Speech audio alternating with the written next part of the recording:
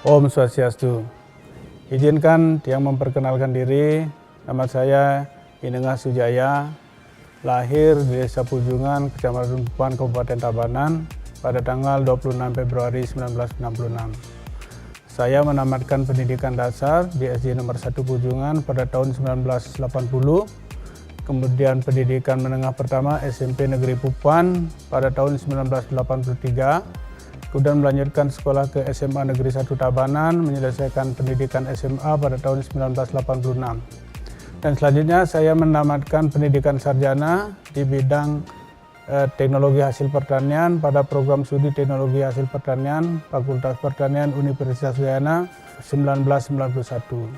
Dan selanjutnya pada tahun 1993 saya diangkat sebagai CPNS, dan pada tahun 1996 saya mengambil pendidikan magister di Laboratorium of Applied Microbiology Graduate School of Agriculture Hokkaido University dan menyelesaikan pendidikan magister di bidang Agriculture Chemistry pada tahun 1999 dan selanjutnya melanjutkan di pendidikan doktoral mulai tahun 1999 sampai tahun 2002 di bidang Applied Molecular Bioscience.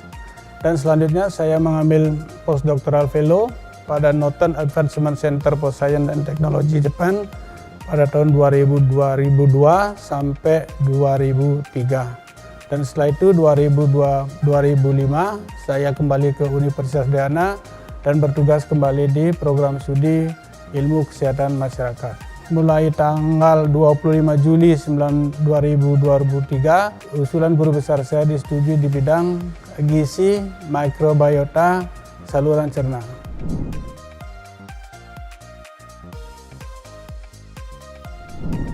Saya akan menyampaikan orasi ilmiah saya dengan judul Pemanfaatan Mikroba dan Bahan Pangan Lokal dalam upaya mewujudkan kesehatan masyarakat berkelanjutan melalui modulasi mikrobiota saluran cerna. Jadi seperti kita ketahui bahwa modernisasi dan industrialisasi ini secara langsung berdampak kepada perubahan aktivitas dan gaya hidup masyarakat modern. Jadi masyarakat sudah semakin sibuk, kemudian demikian juga dengan gaya hidup yang telah berubah. Hal ini akan memicu terjadinya perubahan pada bakteri saluran pencernaan yang disebut dengan gut microbiota atau makrobiota saluran cerna.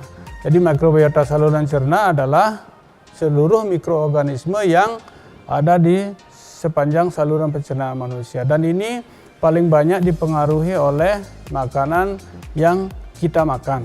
Walaupun sebenarnya dari awal komposisi mikrobiota saluran cerna itu ditentukan pada saat bagaimana kita dilahirkan, kemudian bagaimana bayi diberikan ASI, selanjutnya bagaimana kita telah melakukan perubahan pola makan kita dari makanan ASI atau makanan bayi menjadi makanan orang dewasa.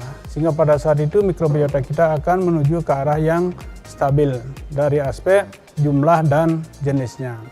Namun demikian, karena perubahan pola hidup manusia seperti pemanfaatan atau minum obat yang berlebihan, kemudian pola makan yang tidak sehat, kemudian gaya hidup yang tidak sehat, dan berkurangnya exercise atau olahraga, maka mikrobiota saluran pencernaan kita juga akan mengalami perubahan. Nah, perubahan mikrobiota saluran pencernaan ini berimplikasi kepada munculnya berbagai penyakit yang berhubungan dengan penyakit-penyakit metabolik. Jadi yang kita sebut dengan kelainan metabolisme atau malmetabolisme.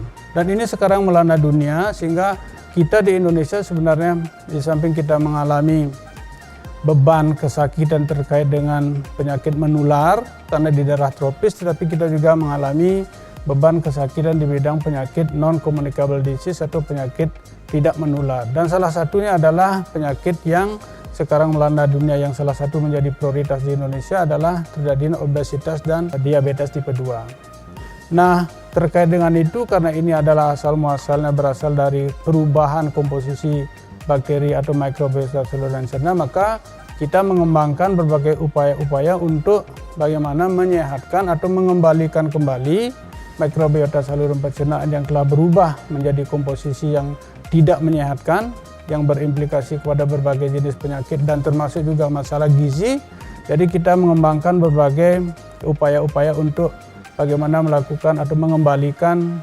dysbiosis atau perubahan mikrobiota saluran cerna yang tidak sehat tadi. Nah, upaya yang kita lakukan adalah dengan cara mengambil atau mengisolasi mikroba yang ada di alam Indonesia yang kita sebut dengan mikroba lokal, kemudian memberikan bahan makanan yang dalam tanda petik adalah bahan makanan yang berasal dari bahan pangan lokal. Sehingga ini akan menjamin terjadinya sustainability atau keberlanjutan bagaimana kita memperbaiki keseimbangan mikrobiota di dalam saluran pencernaan. Nah, yang telah kita lakukan bersama dengan kawan-kawan di kelompok pusat kajian probiotik and gut health adalah kita mengisolasi mikrobanya atau bakterinya, kemudian kita mengidentifikasi, kemudian kita melakukan screening atau menyeleksi. Nah, kemudian kita telah temukan 7 strain atau 7 bakteri, 7 mikroba yang mempunyai potensi untuk dikembangkan untuk memodulasi atau memperbaiki mikroba yang awalnya dysbiosis rusak menjadi seimbang. Dengan mengkombinasikannya dengan bahan pangan lokal yang kita telah kembangkan adalah salah satu pisang indigenous yang ada di Indonesia. Nah, hasil penelitian ini telah kami lakukan sejak tahun 2006 ya sampai saat ini, dan kami telah temukan bahwa ada salah satu strain yang bila digabungkan di dalam suatu produk tertentu, dia mampu memperbaiki kerusakan epitel saluran pencernaan pada anak-anak yang mengalami stunting. Jadi kita ingat bahwa stunting adalah salah satu masalah gizi utama yang ada di anak-anak, khususnya di mana bahan makanan tidak banyak terjangkau atau di mana terjadi perilaku perubahan para ibu yang menyusui dari awalnya memberikan ASI tidak memberikan ASI, demikian juga dengan hal-hal yang lainnya. Sehingga kita temukan bahwa dengan memberikan bakteri tertentu yang kita masukkan ke dalam coklat, kita sebut dengan chocosync atau coklat mengandung synbiotik.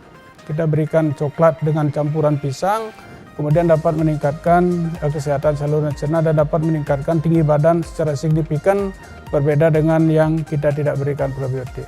Demikian juga dengan yang lainnya, makanan terfermentasi yang telah kita kembangkan itu dapat menekan pertumbuhan mikroorganisme yang menyebabkan orang obes. Jadi ada bakteri tertentu yang kalau ada di saluran pencernaan yang berlebihan, maka akan terjadi penimbunan lemak yang berlebihan. Ini yang kita sebut dengan tendensinya obesitas. Jadi kita berikan terung Belanda yang terfermentasi dengan probiotik dan bakteri Rhombusia namanya yang dia bertanggung jawab terhadap penimbunan lemak dapat diturunkan populasinya. Nah, di sisi lain akan terjadi peningkatan bakteri tertentu yang dapat meningkatkan atau mencegah penimbunan lemak. Sehingga obesitas kemungkinan besar di masa yang akan juga dapat kita coba tanggulangi melalui pemberian makanan lokal yang dikombinasikan dengan probiotik yang kita temukan.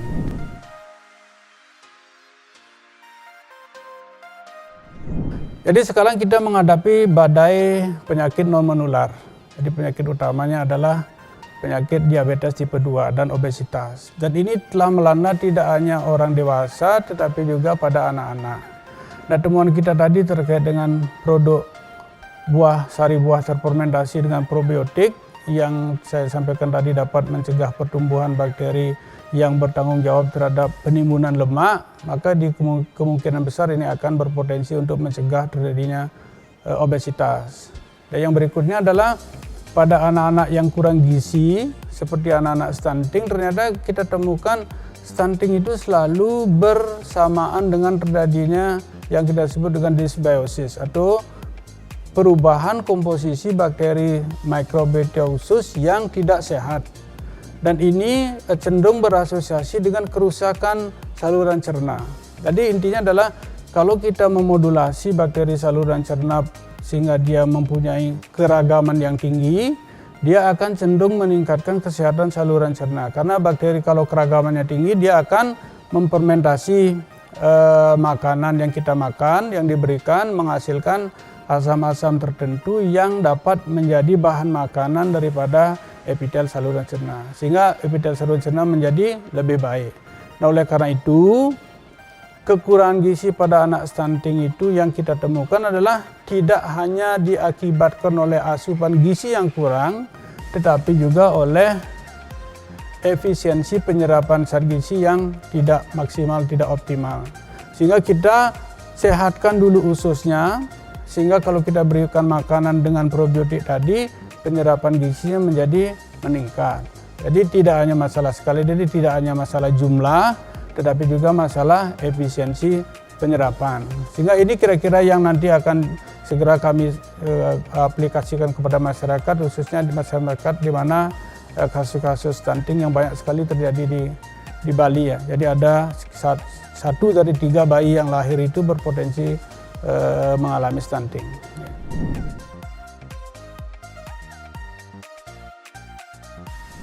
Sebenarnya komitmen kami adalah bagaimana menciptakan milieu atau iklim ilmiah meneliti yang lebih bagus di UNUD.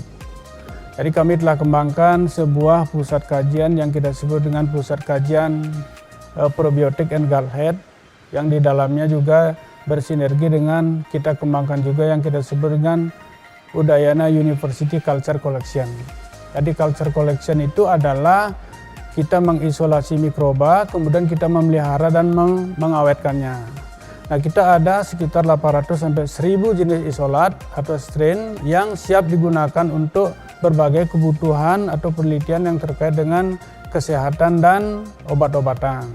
Nah, itu menjanjikan bahwa di masa yang akan datang kita harus melakukan penelitian terkait dengan kesehatan, dan dalam hal ini mungkin untuk mengentaskan masalah gizi, kemudian dengan melibatkan berbagai talenta-talenta muda yang dari berbagai disiplin ilmu. Jadi tidak hanya mikrobiologi, tetapi juga dari aspek gizi, kemudian dari aspek teknologi pangannya, kemudian dari aspek engineering bagaimana memproduksi bahan-bahan yang nantinya dapat dimanfaatkan oleh masyarakat. Itu kira-kira akan menjamin bahwa kita mempunyai komitmen di masa yang akan datang, bahwa hari ini adalah tidak hanya akhir sebuah perjalanan ilmiah, tapi saya kira adalah awal daripada bagaimana kita bisa mengembangkan, menciptakan milieu atau menciptakan iklim akademik penelitian yang lebih baik di Universitas Dayana. Makanan dan kesehatan di sana ada interface. Jadi interface antara makanan yang kita makan dengan kesehatan yang diakibatkan oleh bahan makanan yang kita konsumsi adalah mikrobiota usus. Jadi kalau tanpa mikrobiota yang usus yang baik, maka kesehatan manusia sekalipun tidak akan bisa tercapai dengan maksimal. Sehingga mikrobiota usus dipercaya akan sangat mempengaruhi kesehatan atau bahkan dapat menyebabkan orang sakit. Jadi oleh karena itu, kita semestinya dapat memelihara keseimbangan mikrobiota usus. Jadi oleh karena itu, maka mari kita bersama-sama memelihara kesehatan saluran pencernaan melalui gaya hidup dan pola makan yang sehat. Ya, terima kasih.